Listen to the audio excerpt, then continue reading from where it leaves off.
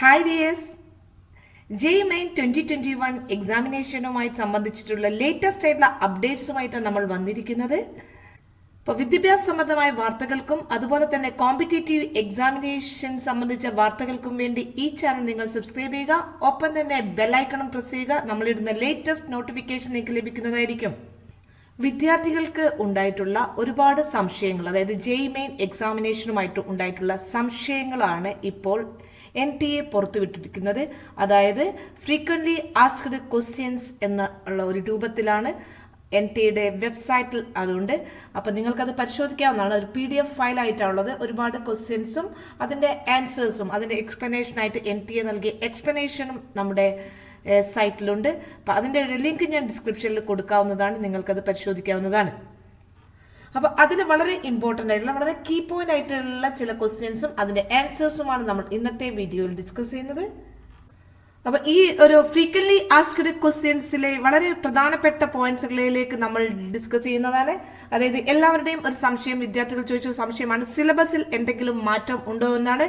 സിലബസിൽ യാതൊരു മാറ്റവും ഇല്ല വിദ്യാർത്ഥികളെ. സെയിം സിലബസ് തന്നെയാണ്. അത് പ്രത്യേകം ക്ലാരിഫൈ ചെയ്തിട്ടുണ്ട്. പാറ്റേണിൽ മാത്രമാണ് ചേഞ്ചസ് വന്നിരിക്കുന്നത്. 90 ക്വസ്റ്റ്യൻസ് ആണ് ടോട്ടൽ ക്വസ്റ്റ്യൻസ് ഉണ്ടാവുക. അതിൽ 75 ക്വസ്റ്റ്യൻസ് മാത്രം ചെയ്താൽ മതിയാകും. ക്വസ്റ്റ്യൻ പാറ്റേണിനെ കുറിച്ച് നമ്മുടെ കഴിഞ്ഞ വീഡിയോയിൽ നമ്മൾ വിശദമായിട്ട് പറഞ്ഞതാണ്. അതായത് മൾട്ടിപ്പിൾ ചോയ്സ് ക്വസ്റ്റ്യൻസ് ആയിട്ട് ഫിസിക്സ്, കെമിസ്ട്രി, മാത്സിന് 20 ക്വസ്റ്റ്യൻ വീതം ഉണ്ടാകും. അത് കമ്പൽസറി ക്വസ്റ്റ്യൻസ് ആണ്. അടുത്തതായിട്ട് ന്യൂമറിക്കൽ പാർട്ടാണ്. അത് ഓരോ വിഷയത്തിനും 10 ക്വസ്റ്റ്യൻസ് വീതം ഉണ്ടാകും. അതിൽ 5 ക്വസ്റ്റ്യൻസ് നിങ്ങൾ ആൻസർ ചെയ്താൽ മതി. 5 ക്വസ്റ്റ്യൻ എക്സ്ട്രാ ആണ്, ചോയ്സ് ക്വസ്റ്റ്യൻ ആണ്. അതിൽ 15 ക്വസ്റ്റ്യൻസ് ആൻസർ ചെയ്താൽ മതി. ഇനി വേറെ ഒരുപാട് കുട്ടികളുടെ സംശയങ്ങളാണ്. ചോയ്സ് ക്വസ്റ്റ്യനിൽ 10 ക്വസ്റ്റ്യനിൽ നമുക്ക് ഇഷ്ടമുള്ളത്ര 5, 6, 7, 8 ക്വസ്റ്റ്യൻസ് അറ്റൻഡ് ചെയ്യുക. അതിൽ ബെസ്റ്റ് വൺ ആണോ NTA സെലക്ട് ചെയ്യുക എന്നും ഒരുപാട് വിദ്യാർത്ഥികൾ ചോദിക്കേണ്ടതായിട്ടുണ്ട്. അപ്പോൾ വിദ്യാർത്ഥികളെ, അത് തെറ്റാണ്. നിങ്ങൾക്ക് എനി 5 എഴുതാനുള്ള ഒരു സ്പേസേ അവിടെ ഉണ്ടാകുള്ളൂ. 5 ക്വസ്റ്റ്യൻസ് എഴുതാനുള്ളത് മാത്രമേ സിസ്റ്റം അലൗഡ് ആവുകയുള്ളൂ. അതുകൊണ്ട് തന്നെ നമ്മൾക്ക് 5 കറക്റ്റ്, ഏറ്റവും മോസ്റ്റ് ബെസ്റ്റ് ആയിട്ടുള്ള നമുക്ക് ആൻസർ അറിയാവുന്ന 5 ക്വസ്റ്റ്യൻസ് തന്നെ നിങ്ങൾ ആൻസർ ചെയ്യണം. ബാക്കി നിങ്ങൾക്ക് എക്സ്ട്രാ എഴുതിയതിൽ നിന്നും ഒരു സെലക്ഷൻ ഉണ്ടാവുന്നതല്ല.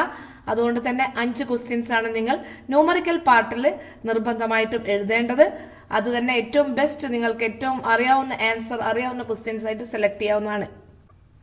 ഇനി ലാസ്റ്റ് അപ്ലിക്കേഷൻസ് കൊടുക്കാനുള്ള അവസാന തീയതി 16/1/2021 സാറ്റർഡേ ആണ്. അപ്പൊ നിങ്ങൾക്ക് അതുവരെ അപ്ലിക്കേഷൻസ് കൊടുക്കാവുന്നതാണ്.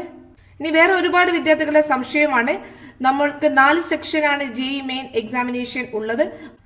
ഇനി പല വിദ്യാർത്ഥികളുടെയും വേറൊരു സംശയമാണ്, നമ്മൾക്ക് ഒരു സെക്ഷൻ മാത്രം അപ്ലൈ ചെയ്താൽ മതിയോ, അല്ലെങ്കിൽ 4 സെക്ഷനും ഒരുമിച്ച് അപ്ലൈ ചെയ്യണോ എന്നുള്ള ഒരുപാട് വിദ്യാർത്ഥികളുടെ സംശയമാണ്. അപ്പൊ വിദ്യാർത്ഥികളെ, നിങ്ങൾക്ക് 4 സെക്ഷനും ഒരുമിച്ച് അപ്ലൈ ചെയ്യാം. അത് ഓരോ കുട്ടികളുടെയും ചോയ്സ് ആണ്. നിങ്ങൾക്ക് ഓരോ സെക്ഷൻ കഴിയുമ്പോഴും വീണ്ടും അതിനുള്ള ഒരു അവസരം ജെഇ അവിടെ അവസരം ഒരുക്കുന്നതാണ്. നിങ്ങൾക്ക് അതിനുശേഷം അപ്ലൈ ചെയ്യാവുന്നതാണ്. ഇനി 4 സെക്ഷനിൽ നിങ്ങൾ അപ്ലൈ ചെയ്ത് കഴിഞ്ഞാൽ നിങ്ങൾ 2 സെക്ഷനെ എക്സാം അറ്റൻഡ് ചെയ്തുള്ളെങ്കിൽ ബാക്കി 2 സെക്ഷന്റെ ഫീസ് നിങ്ങൾക്ക് റിട്ടേൺ ആവുന്നതുമായിരിക്കും. ഇനിയും പല വിദ്യാർത്ഥികളുടെ വേറൊരു സംശയമാണ്, ഈ ഫെബ്രുവരിയിൽ തന്നെ രജിസ്ട്രേഷൻ ഒന്നും ചെയ്തിട്ടില്ലെങ്കിൽ അടുത്ത മാർച്ചിലെ എക്സാമിനേഷൻ എനിക്ക് പുതിയതായിട്ട് രജിസ്റ്റർ ചെയ്യാൻ പറ്റുമോ, അല്ലെങ്കിൽ സെക്ഷൻ കൈകാര്യം ചെയ്യാൻ പറ്റുമോ എന്നാണ്. തീർച്ചയായിട്ടും നിങ്ങൾക്ക് മാർച്ചിലും അപ്ലൈ ചെയ്യാൻ സാധിക്കുമെന്നാണ് മനസ്സിലാക്കേണ്ടത്. ഇനി 4 സെക്ഷനും നമുക്ക് സെപ്പറേറ്റ് അപേക്ഷിക്കുകയാണെങ്കിൽ വീണ്ടും അപ്ലിക്കേഷൻ ഫോം ജനറേറ്റ് ചെയ്യണമെന്നുള്ള ഒരുപാട് വിദ്യാർത്ഥികളുടെ ചോദ്യം ഉണ്ടായിരുന്നു. ഇല്ല, നിങ്ങൾ ഒരു സെക്ഷന് അപ്ലൈ ചെയ്ത് കഴിഞ്ഞാൽ അതേ പാസ്വേഡും യൂസർ ID ഉപയോഗിച്ച് തന്നെ അടുത്ത സെക്ഷനിലെ ഫീസ് മാത്രം നിങ്ങൾ അപ്ലോഡ് ചെയ്താൽ മതി. ഫീസ് പേയ്മെന്റ് മാത്രം ചെയ്താൽ മതി. ബാക്കിയെല്ലാം തന്നെ ഓൾറെഡി അവിടെ സേവ്ഡ് ആയിരിക്കും. ഇനി എങ്ങനെയാണ് കാൻഡിഡേറ്റ്സ് ഫീസ് സബ്മിറ്റ് ചെയ്യുന്നതിനുള്ള ക്വസ്റ്റ്യൻസിന് ആൻസർ ഉണ്ട്. ഓൺലൈൻ ആയിട്ടാണ്. Net banking, credit card, debit card, അതുപോലെ Paytm സർവീസ് യൂസ് ചെയ്തിട്ട് നിങ്ങൾക്ക് ഓൺലൈനായിട്ട് എമൗണ്ട് പേ ചെയ്യാവുന്നതാണ്. അതുപോലെ തന്നെ ഈ വർഷത്തെ ജെഇ മെയിനിന്റെ ഒരു പ്രത്യേകത തന്നെ നമുക്ക് മീഡിയമാണ്. അതായത് നാഷണൽ എഡ്യൂക്കേഷൻ പോളിസിയുടെ ഭാഗമായിട്ട് ഈ വർഷം ക്വസ്റ്റ്യൻ പേപ്പറുകൾ അതത് റീജിയണൽ ലാംഗ്വേജുകളിൽ ലഭ്യമായിട്ടുണ്ട്. അപ്പം നമുക്ക് മലയാളത്തിലും ഒപ്പം തന്നെ ഇംഗ്ലീഷിലും അവിടെ ക്വസ്റ്റ്യൻസ് ഉണ്ടാവും നമ്മൾ മനസ്സിലാക്കുക. ഇപ്പൊ ഡേറ്റ് ഓഫ് എക്സാമിനേഷൻസ് എല്ലാവർക്കും മനസ്സിലായിട്ടുണ്ടാവും. ഇവിടെ ഡീറ്റെയിൽസ് ആയിട്ട് കൊടുത്തിട്ടുണ്ട്, നിങ്ങളത് മനസ്സിലാക്കാവുന്നത്. Date of examinations. ഇവിടെ വേറൊരു ക്വസ്റ്റ്യൻ ആണ്, പേപ്പർ 1 അതായത് ബിടെക് പേപ്പറുകൾ 4 സെക്ഷൻസുകളായിട്ട് കണ്ടക്ട് ചെയ്യും. നമ്മൾ മനസ്സിലാക്കി കഴിഞ്ഞതാണ്. February, March, April and May സെക്ഷനിലായിട്ട് കണ്ടക്ട് ചെയ്യും. പക്ഷേ പേപ്പർ 2 ആയിട്ടുള്ള BRക്ക് അതുപോലെ തന്നെ ബി പ്ലാനിംഗ് പേപ്പറുകൾ 2 സെക്ഷനുകളിൽ മാത്രമേ ഉണ്ടാവുകയുള്ളൂ എന്ന് മനസ്സിലാക്കുക. ഫെബ്രുവരി ആൻഡ് മെയ്യിലാണ് 2 സെക്ഷനിൽ മാത്രമേ എക്സാമിനേഷൻ ഉണ്ടാവുള്ളൂ. BRക്ക് and B planning February and മെയ്യിലാണ് നടക്കുന്നത്. അത് പ്രത്യേകം നോട്ട് ചെയ്യുക. അതാണ് ഒരു മാറ്റം. 4 സെക്ഷനായിട്ട് അത് നടക്കുന്നില്ല. അടുത്ത വളരെ പ്രധാനപ്പെട്ട വേറൊരു കാര്യമാണ് നമ്മുടെ സർട്ടിഫിക്കറ്റുകൾ. അതായത് EWS സർട്ടിഫിക്കറ്റ്, OBC സർട്ടിഫിക്കറ്റുകൾ, നമുക്ക് റിസർവേഷൻ കാറ്റഗറിയിൽ വരുന്ന SC ST കാറ്റഗറികളൊക്കെ തന്നെ അതിന്റെ സർട്ടിഫിക്കറ്റുകൾ അപ്ലോഡ് ചെയ്യാനുള്ള ഒരു പ്രൊവിഷൻസ് ഉണ്ട്. നമ്മുടെ JEE മെയിൻ ആപ്ലിക്കേഷൻ ഫോം നമ്മൾ ഓൺലൈനായിട്ട് ഫില്ല് ചെയ്യുന്ന സമയത്ത് അത് ഈ അവസരത്തിൽ നമുക്കത് ചെയ്യാൻ സാധിച്ചിട്ടില്ലെങ്കിൽ നമുക്ക് ആ സർട്ടിഫിക്കറ്റുകൾ നമുക്ക് ചില കോവിഡിന്റെ പശ്ചാത്തലമൊക്കെ ഉള്ളതുകൊണ്ട് ചില വിദ്യാർത്ഥികൾക്ക് അത് പോയിട്ട് വാങ്ങാനുള്ള ഒരു അസൗകര്യം ഉണ്ടായിട്ടുണ്ടെങ്കിൽ അവർക്ക് വേണ്ടിയിട്ട് അത് ഒരു എക്സ്റ്റെൻഡ് ചെയ്തിട്ടുണ്ട്. അതായത് നിങ്ങളുടെ മെയ് വരെ നിങ്ങൾക്ക് ആ ഒരു ടൈം തന്നിട്ടുണ്ട്. ഈ എക്സാമിനേഷന്റെ പീരിയഡിൽ ഏത് ടൈമിൽ വേണമെങ്കിൽ നിങ്ങൾക്കത് അപ്ലോഡ് ചെയ്യാവുന്നതാണ്. പക്ഷേ അവിടെ ഒരു അണ്ടർടേക്കിംഗ് നമ്മൾ ചെയ്താൽ മതി. അണ്ടർടേക്കിംഗ് ഫോമിന്റെ ഒരു ഫോർമാറ്റ് ഇതിൽ തന്നെ കൊടുത്തിട്ടുണ്ട്. അപ്പോൾ ആ ഒരു ഫോർമാറ്റ് നിങ്ങൾ അപ്ലോഡ് ചെയ്ത് കഴിഞ്ഞാൽ മതിയാകുന്നതായിരിക്കും. ആ ഒരു സമയത്ത് നിങ്ങൾ സർട്ടിഫിക്കറ്റുകൾ പിന്നീട് ഹാജരാക്കിയാൽ മതിയെന്നും പ്രത്യേകം ഇവിടെ പറയുന്നുണ്ട്. അതുപോലെ 4 എക്സാം നമ്മൾ അറ്റൻഡ് ചെയ്ത് കഴിഞ്ഞാൽ നമുക്ക് അതിലെ മെറിറ്റ് എന്ന് പറയുന്നത് ബെസ്റ്റ് 4 ആണ്. അതിൽ നിന്നും ഏതാണോ ബെസ്റ്റ് ആണ് നമ്മൾ സെലക്ട് ചെയ്യുന്നത്.